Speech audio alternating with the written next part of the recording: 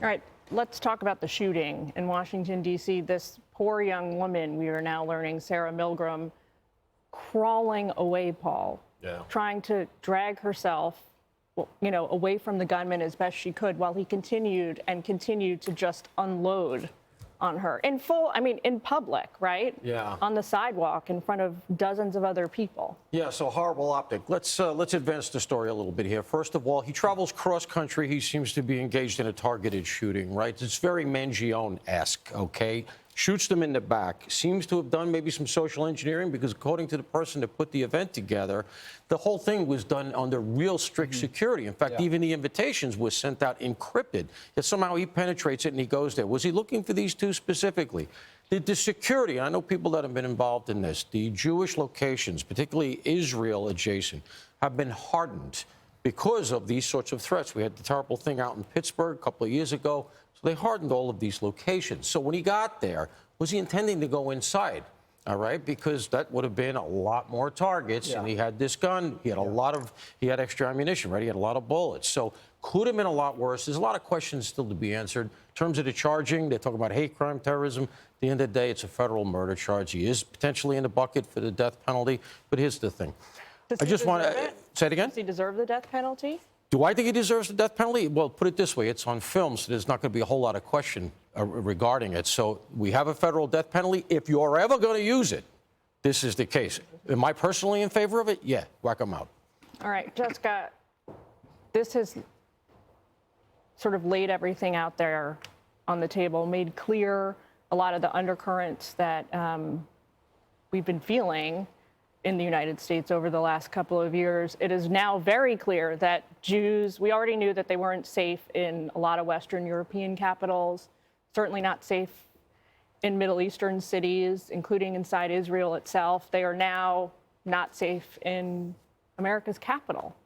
Absolutely. I mean, this is a trend that's been going on for several years, accelerated since the October 7th attacks. And you and I both have kids about the same age, and I know people who send their children to synagogue schools, Jewish preschools, and there are armed guards outside, which is completely antithetical to what my religion is about. And it's deeply upsetting and disturbing. I was in D.C. the night of the shooting a few blocks away, and it's hard to believe, and at the same time, it actually makes complete sense based on what we've been seeing over the last year and a half. And my heart goes out to the families of Yoram Lashinsky and Sarah Milgram.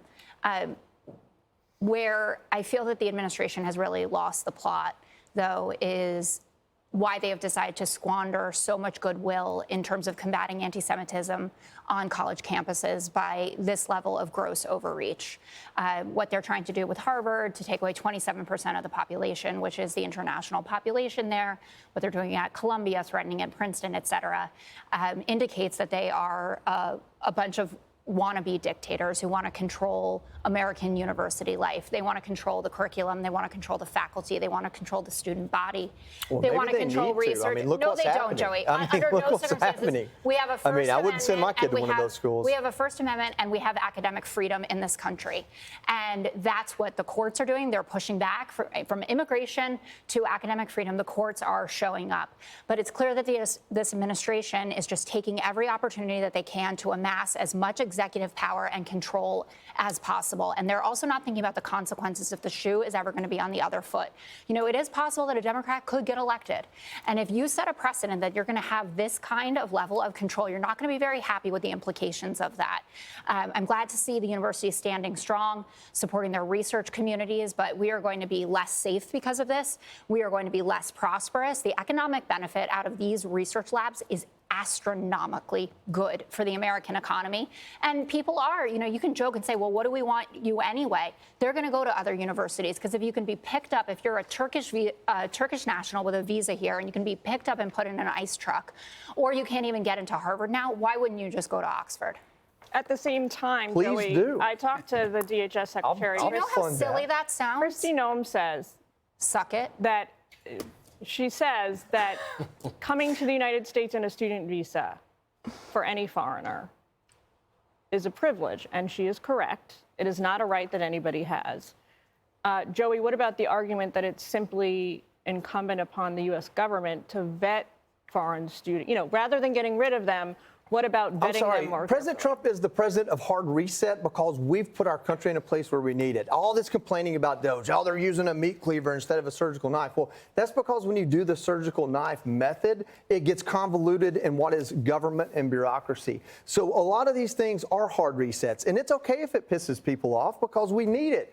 Maybe if you get passionate about it beyond your partisanship, maybe then you'll look for a real solution. So if everybody's, I don't know who didn't see the committee hearing where Elise Stefanik grilled the university presidents, and they all looked absolutely foolish to the point that one of them kind of lost her job over it. So when you say, the Trump administration wants to dictate who's in charge of these colleges, there's a difference between wants to make sure that these essentially bad actors aren't in charge of the college and deciding who gets to be in charge of the college. No one's under any belief that Harvard's going to be a conservative university or that Columbia is going to be a conservative university. Columbia goes back 20 years of hating on veterans. You think they're ever going to change their ways? No, that's exactly what they are. They're extreme left. That's what the university is. That's who they hire. That's the culture they've bred. And the government does play a role because it is the government's job to keep us safe. That's the reason why even conservatives believe in a big, strong defense. And so it's our government's job to keep us safe. And one of those roles and responsibilities is helping administer the law and decide who gets to come into our country and who gets to stay. And if you're coming here to sow hate and discontent, then your ass should be on the first plane or bus out of here. Certainly if you're going to threaten people too and make them not just feel unsafe, but actually be unsafe on college campuses. I think that's Secretary Noem's strongest argument, right? That university is failing its most basic commitment, right? Which is to keep its students safe from physical harm. Well, the irony is just a few years ago, we needed safe spaces on campuses because someone like Tommy now you Lahren really need them. Is going to hurt your feelings so bad you need hospital time. Like that was not that. Oh, and by the way, that was all liberal violence too, because every time somebody like Tommy went to speak, they stormed into the room and pushed people around, and they had to rush them out of the college. So there's a book called The Coddling of the American Mind. It's not written by conservatives, and they give you a great history on how these colleges and universities have gone down the drain on this, how they're not for free speech, and it's crazy. Like, oh, there's got to be free speech and free thought. Well, that's not what they are. The right opinion from the right isn't allowed on these college campuses. It just isn't. And if you're brave enough to do it, you're not going to make good grades. It's that simple. So, Greg, why did you do it? Why did you ruin Harvard University, Columbia University? Yeah, this is not about stopping free speech or trying to take control of colleges. That's ridiculous. This is about finally challenging a destructive mindset that has poisoned academia, and it's a poison that these academic places have abdicated their role in. They've let it happen. This wouldn't have to happen if they actually fought this mind virus. It's the oppression filter. For some reason, one segment of society gets a free punch and the other segment of society receives it. It isn't just on campuses. There are actually literally people getting punched on our streets because they deserve it. If you look at no cash bail, decriminalization of mass theft, allowing for trespassing, squatting, violent protest, vandalism, harassment. There is an idea that has come out of the campuses that a segment of society is owed a free punch. And the Jews, they deserve the punch. That's what you're learning here. Why is that? Well, they're white-coated and they're successful. In the same vein that the white South African farmers, nobody cares about them. Why is that? Because they're white. So they aren't allowed. In the oppression mindset, they are still the oppressor, even when they're the victims. When Jews are victims, they are still the oppressor. Why? I just told you. If I were a parent of a high school kid, I would really worry about the ease at which these really bad ideas can take hold of your child. You know, when you send your kid off to school, you're hoping that they get an education, but now you have to think about, how do I inoculate them so they're not swept up in a violent-minded ideology? You know, the fault lies in this oppression narrative. It is a successful narrative because you see it everywhere.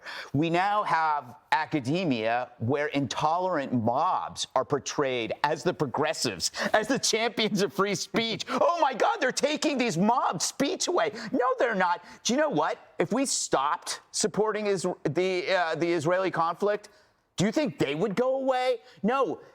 The mission is in the protest. They would find something else. So right now, we are the victim of a narrative that is being pushed by people who hate the West. In a perfect world, you would be able to be away from these people. But those 2 Jewish victims, they weren't harming anyone. You know, the wolf came for them. They weren't on campus. You know, how can you be sure your kids, you know, are going to be safe when they go to school? I don't give 3 flying Fs if Harvard loses students to Oxford. Boo effing who? You deserve it. You deserve it. You do not care. They have allowed this mindset to infect thousands, millions of people. That's why we're doing it. You know, we should say it. He's innocent until proven guilty. We got to recognize that, even though he is on tape, so we got to get that out. But it's undeniable that this has been inculcated in him since his campus days. I mean, from where I sit, if you drill down, these people, they never leave school. Yeah. It's a career path, and they stay in it forever, and then they become the management class of these protesters. That's the thing you learn as a cop working on the front line. And these things, they go on for decades. It never ends. Yeah.